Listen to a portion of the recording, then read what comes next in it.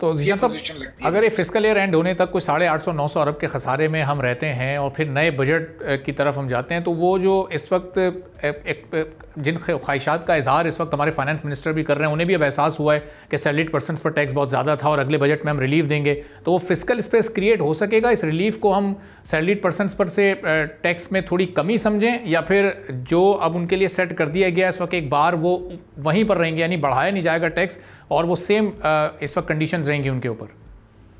देखिए, मैं हमेशा से ये समझता हूँ कि जितना आप टैक्स रेट को बढ़ाएंगे, उतनी जो है टैक्स की अंडर रिपोर्टिंग होगी, उतनी ही जो है बिजनेसेस अंडर इनवॉइसिंग करेंगे।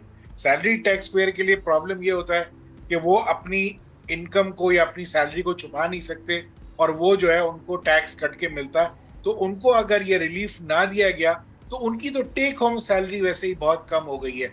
एक अंदाजा मैं अगर आपको दूं, तो अगर कोई 10 लाख रुपए महीना कमा रहा है, तो इस वक्त जो है वो 4 लाख रुपए तो टैक्स में दे रहा है महीने का, और वो 6 लाख रुपए लेके जा रहे हैं। तो इसका मतलब है कि वो और एक मीडियम कमाने वाला, इस वक्त दोनों की टेक होम तकरीबन बराबर है। तो ये बहुत ज्यादा जो है ज्यादती की गई है सैलरी टैक्स पेयर्स के साथ। मैं समझता हूँ कि इनका रेट कम करना पड़ेगा। इसी तरीके से जो इंडिविजुअल या पार्टनरशिप बिजनेसेस हैं, उनको आपने 50% पे टैक्स रेट ले गए हैं, तकरीबन 49.5%। तो ये इस तरह से बिजनेसेस नहीं चल सकते, इस तरह से टैक्स आपका बढ़ेगा नहीं। इस तरह से तो आप अंडर रिपोर्टिंग या अंडर इनवॉइसेस को जो है प्रमोट करेंगे। तो मैं ये समझता हूँ कि गवर्नमेंट को फिल फॉर इसकी तरफ जो है प्रॉपर तरीके से काम करना चाहिए। यकीनन जहां टैक्स बढ़ाने की गुंजाइश है उसको देखना चाहिए, लेकिन जो जहां पे ज्यादा टैक्स लगा दिया गया है और अनफॉर्चुनेटली वो गलत, जैसे कि आपने फरमाया और हमने भी पढ़ा कि फाइनेंस मिनिस्टर ने और फाइनेंस मिनिस्ट्री की टीम ने ये एडमिट किया है कि ये सैलरी टैक्स पेयर्स के साथ ज्यादती हो गई है। तो मैं समझता हूँ कि देयर इज अ रूम कि अगले आने वाले बजट में जो है इनके ऊपर टैक्स का बोझ थोड़ा सा कम किया जाएगा, और टैक्स टू जीडीपी उसी वक्त बढ़ सकती है कि जब आप टैक्स के रेट्स को थोड़ा सा रैशनलाइज करेंगे। क्योंकि हमने over the period of so many years tax rate को हमेशा बढ़ा के देखा है और उससे नुकसान हुआ है।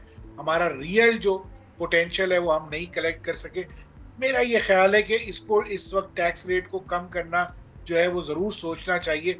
हमें सेल्स टैक्स के रेट को भी कम करना पड़ेगा, क्योंकि जितना आप सेल्स टैक्स के रेट को बढ़ाएंगे, उतना जो है आप अंडर इनवॉइसिंग और अंडर रिपोर्टिंग को तरवीज देंगे, और आप नुकसान ओवरऑल स्कीम ऑफ अरेंजमेंट में होगा। जैसे अभी हमने आपके इंतजाइये में सुना कि 500 अरब से ज़्यादा का सेल्स टैक्स में शॉर्टफॉल है। तो जितना रेट बढ़ाएंगे उतनी अंडर रिपोर्टिंग होगी।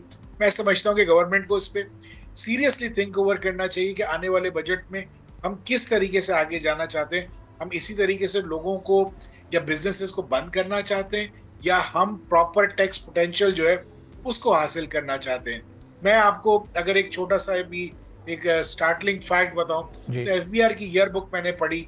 एफबीआर की ईयर बुक में ये लिखा है कि तकरीबन 97% जो इनकम टैक्स कलेक्ट होता है, या तो वो टैक्स पेयर खुद देता है या विदहोल्डिंग एजेंट कलेक्ट करके देता है, और एफबीआर की अपनी कलेक्शन जो है वो तकरीबन 3% के करीब है। तो ये एक बहुत बड़ा जो है ये डिलेमा है कि क्या पूरा एफबीआर का महकमा सिर्फ 3% टैक्स कलेक्ट कर रहा है और बाकी सब टैक्स पेयर खुद दे रहा है। तो हमें बहुत ज्यादा सीरियसली थिंक ओवर करने की जरूरत है कि हमने ट्रिक को कहाँ मिस किया है और हम इसको कैसे ठीक कर सकते हैं। क्योंकि अदरवाइज अगर हमने ये आप इसको ठीक ना किया, तो आने वाले टाइम में अगेन आप हाई टैक्स के टारगेट्स रखेंगे, लेकिन वो भी अचीव नहीं होते बने। सब्सक्राइब करें और बेल दबाएं ताकि कोई खबर रह न जाए।